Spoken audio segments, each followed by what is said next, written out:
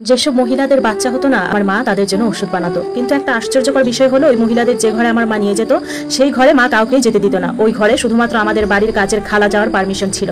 কিন্তু আমার যখন বিয়ে হলো, তখন আমার কোনো বাচ্চা হলো না। তখন আমি আমার মাকে বললাম, মা তুমি তো সমস্ত মহিলাদের জন্য ওষুধ তৈরি করে দাও বাচ্চার জন্য, তাহলে মা তুমি আমার জন্য ওষুধ বানিয়ে দাও। মা আমার কাছে ওই কথাটা শুনেই খুব রেগে গেল আর আমাকে বারণ করে দিল।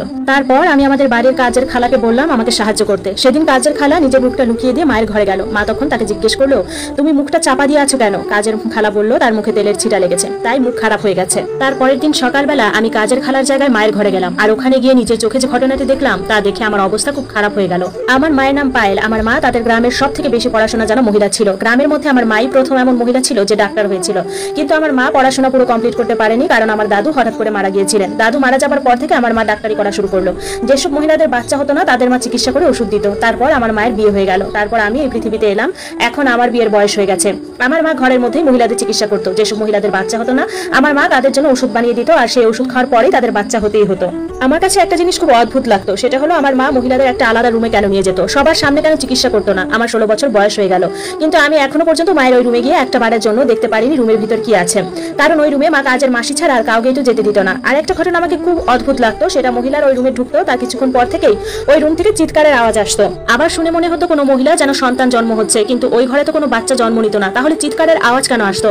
আমি ওই রুমে যাওয়ার অনেক চেষ্টা করেছিলাম, কিন্তু মা কখনো ভেতরে যেতে দেয়নি। এমনকি আমার বাবাও অনেকবার ওই রুমে ঢোকার চেষ্টা করেছিল, কিন্তু মা বাবাকেও ওই রুমে যেতে দেয়নি। আমার বাবা আমাকে কিছুই বলতো না, কারণ মা তো অনেক ইনকাম করতো। যেসব মহিলারা আমার মায়ের কাছে ওষুধ নিত আর তাদের কাজ যখন হয়ে যেত, তখন সেই মহিলাগুলো আমাদের বাড়িতে এসে অনেক মিষ্টি, জামা কাপড় সবকিছু দিয়ে যেত আমার মাকে। তারপর আমার বিয়ে হয়ে গেল। আমার বর খুব ভালো ছিল, কিন্তু আমার মাকে নিয়ে ও খুব মজা করতো। তারপর একদিন বাপের বাড়ি ঘুরতে গিয়ে দেখলাম মা একটা বড় মাপের মেশিন কিনেছে। আমি মাকে তখন জিজ্ঞেস করলাম, মা এটা কি? আমার মা তখন বললো, এটা তুমি বুঝবে না, এটা এক ধরনের মেশিন। আমি তখন মাকে বললাম, তুমি তো কোনো অপারেশন করো না, তাহলে মেশিন দিয়ে তোমার কি হবে? তখন মা বললো, এই মেশিনটা আমার ভীষণ দরকার, আমার কাজে লাগবে। তারপর আমি মাকে বললাম, মা এত কষ্ট করে কি করবে, অনেক টাকা তো ইনকাম করেছো, আর এত কষ্ট করার দরকার নেই। আমার মা তখন বললো, পয়সা ছাড়া জীবন আর কিছু নেই রে, পয়সা একটা এমনই জিনিস যেটা প্রতিদিন প্রতি মুহূর্তে সব সময় লাগে, বুঝলি? তারপর একদিন হঠাৎ করে আমার শাশুড়ি আমাকে বললো, তোমার ননদের বাচ্চা হচ্ছে না, তুমি একটা কাজ করো না, তোমার মাকে বলো আমার মেয়ের চিকিৎসা করতে। আমি সেই দিনই বাপের বাড়ি চলে গেলাম আর মাকে বললাম, মা আমার ননদের কোনো বাচ্চা হচ্ছে না, তুমি আমার ননদের চিকিৎসা করো। আর একটা কথা মা, এই চিকিৎসাতে কোনো খরচাই কিন্তু তুমি আমার ননদের কাছ থেকে নেবে না। মা আমার এই কথাটা শুনে খুব রেগে গেল। নেবো না মানে? তুই জানিস এই চিকিৎসাতে কত টাকা খরচা হয়? আমি তখন মাকে বললাম, কত আর খরচা হয়? তুমি তো শুধুমাত্র ওষুধ দাও, অল্প ওষুধ না হয় ফ্রিতেই দিয়ে দিলে, কেননা ও আমার নিজের ননদ, ওর কাছে কি আর টাকা নেওয়া যায় বলো? মা তখন বললো, টাকা না নিলেও কিন্তু তুই পরে খারাপ হবি। আমি তখন বললাম, কেন? মা বললো, আমার ওষুধ দেবার পরেও যদি তোর ননদের বাচ্চা না হয়, তখন কিন্তু তুই খারাপ হয়ে যাবি। আমি তখন মাকে বললাম, বাচ্চা হবে না কেন? তুমি তো আজ পর্যন্ত যাকে যাকে ওষুধ দিয়েছো প্রত্যেকেরই বাচ্চা হয়েছে। আমার মা তখন আমার উপর রেগে গিয়ে বলে দিল, না আমি তোমার ননদের চিকিৎসা করতে পারবো না। তারপর আমি বাবাকে বললাম, বাবা অনেক কষ্টে মাকে রাজি করালো। তারপর আমার ননদের চিকিৎসা হয়ে গেল। তারপর আমার ননদকে জিজ্ঞেস করলাম যে, তোমার চিকিৎসা মা কিভাবে করালো গো? আমার ননদ তখন বললো, তোমার মা আমাকে একটা ডাইনিং এ বসিয়েছিল। আমি তখন বললাম, তোমাকে আমার মা কোনো রুমে নিয়ে যায়নি? সে বললো, না তো, তোমার মা আমাকে ডাইনিং এ বসিয়ে কয়েকটা ওষুধ লিখে দিল আর কটা টেস্ট করাতে বললো।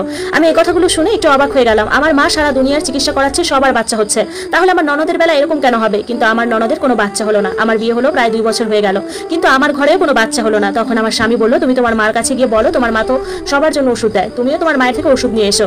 আমি বরকে লুকিয়ে এই ডাক্তারের কাছে গেলাম চেক আপ করাতে।